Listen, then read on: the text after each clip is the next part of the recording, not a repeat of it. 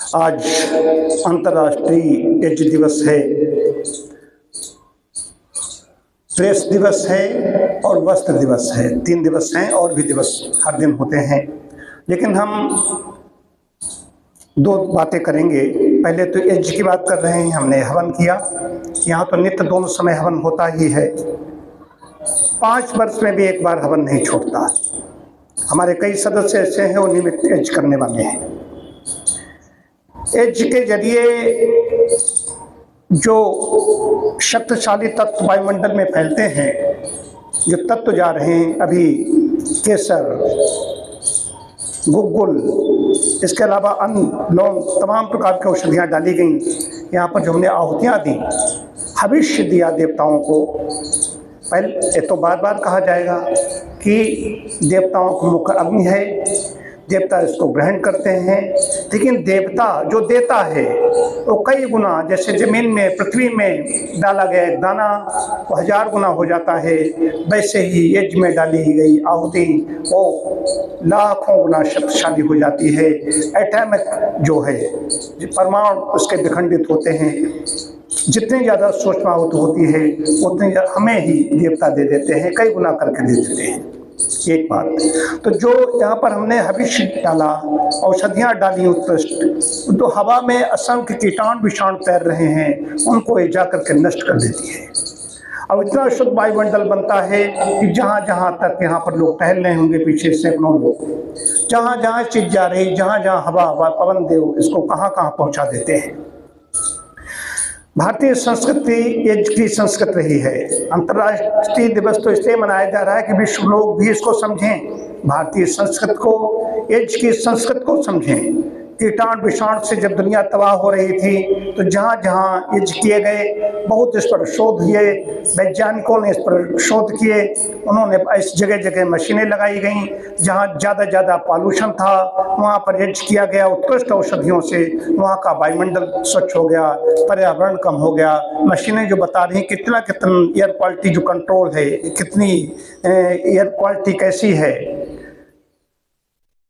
AQI air quality index जो होता है उसको देखा गया तो नीचे गिर गया। एड्स के बाद की बात आ रही है, तो ये वायु सर्वत्र पहुंचती है, घर घर होगा, स्थान स्थान पर होगा। इससे प्राणियों की सुरक्षा होगी, खाली हमें नहीं, मनुष्य नहीं, जो भी प्राणी मात्र की हम बात करते हैं, जो ऑक्सीजन, जो सांस ले रहा है उसकी बात हो रही है। अब इन्हें इससे संस्कार हमारे पड़ते हैं जीवन में। और जहाँ जहाँ तीर्थ कहाँ कहाँ बने, प्रयागराज क्यों बना, प्रयाग पहले यज्ञ किया गया, महाकुंभ हुआ, सबसे पहले ब्रह्मा ने वहाँ पर यज्ञ किया, उसके बाद में और तपसा राम, भगवान राम ने, भरद्वाज मुनि, इन लोगों ने किया। जहाँ जहाँ बड़े नैमिष तीर्थ पर, नैमिष विख्याता अति पुनीत पावन सिद्धिदाता, तो वहाँ पर क्यों, जहाँ जहाँ यज्ञ हुए बड़े बड़े, वहीं पर वो तीर्थ बन गए। तो ये घर घर तीर्थ बन सकता है। अपने घर में आज 9 बजे का वैसे समय निश्चित किया गया है, लेकिन यहाँ पर निश्चित समय पर दीप चलेगा, निश्चित समय पर आहुतियाँ डाली जाती है। इसलिए यहाँ तो हो चुका है, सायंकाल फिर हम करेंगे, लेकिन जो रोज नहीं करते हैं, कभी कभार करते हैं, आज 9 बजे जरूर करें, अपने घर में करें, संदेश प्रसारित करें। और विश्व में पूरे जो लोग नहीं करते हैं, आहुतियाँ नहीं डालते हैं, मंत्र नहीं जानते हैं, वो भी कर रहे हैं। दूसरी चीज़, गुग्गुल नहीं डाल रहे हैं, लोबान जला रहे हैं, कोई खाली नहीं अग्नि जला रहे, खाली मोमबत्ती जला रहे हैं, प्रार्थनाएं कर रहे हैं। अग्नि के बिना मनुष्य का काम नहीं चल रहा है। उपासना की पद्धतियां, कोई धूप जला रहा है, कोई लोबान जला रहा है, कोई गुग्गुल जला रहा है, कोई दीप जला रहा है, कोई मोमबत्ती जला रहा है, हर जगह हो रहा है। लेकिन उद्विग्न रूप है, असली रूप ये है कि विश्व यज्ञ विश्वस्य नाभि ही, नाभि है, ये नाभि है इसकी, जैसे कि नाभि में पोषण मिलता है, गर्भ काल में शिशु को मिलता रहता है, माँ की नाल से मिलता रहता है, वैसे ही ये पुष्ट करता है। हम इससे दूर हैं, या मान लिया जाता है तो सनातन संस्कृति, किसी व्यक्ति ने इसको नहीं प्रारंभ किया। बाकी संप्रदायों में किसी व्यक्ति से जो शुरू हुए हैं उनको सबको समझना चाहिए। अग्नि का पका हुआ खा सकते हो तो इसमें आहुतियाँ क्यों नहीं डाल सकते? आप अपने अपने संप्रदाय के अनुसार जो भी आपकी शब्दावली है, जिस तरीके से आप उपासना करते हो उससे आहुतियां डालिए, लेकिन शक्ति मंत्र में आएगी। बाकी कोई बातों करके ऐसे आहुति कर दो तो नहीं। मंत्र की शक्ति तरंगे कहाँ से लाओगे?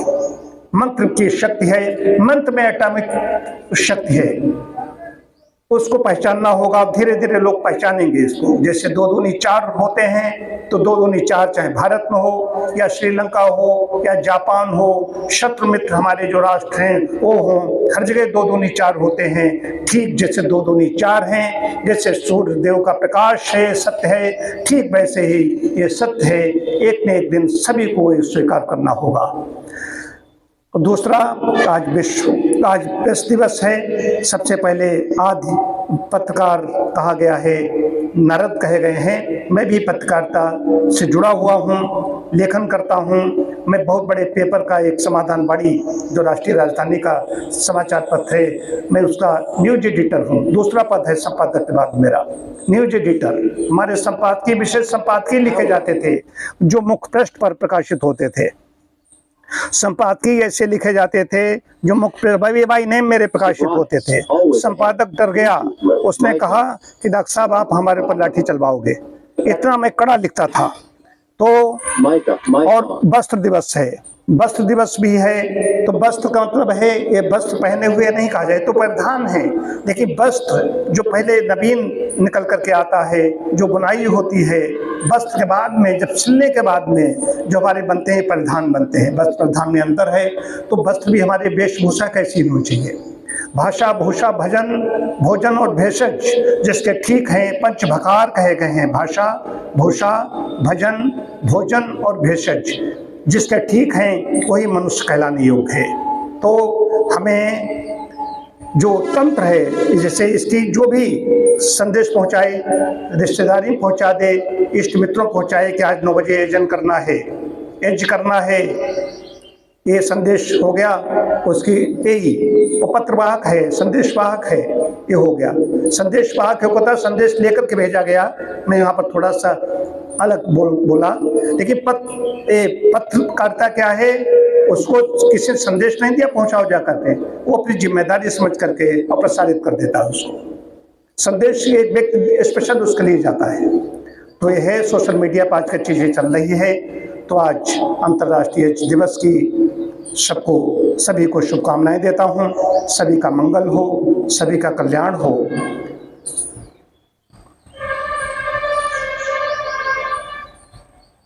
और प्रेस दिवस है, इसलिए सभी प्रेस से जुड़े हुए व्यक्तियों को शुभकामनाएं देता हूं।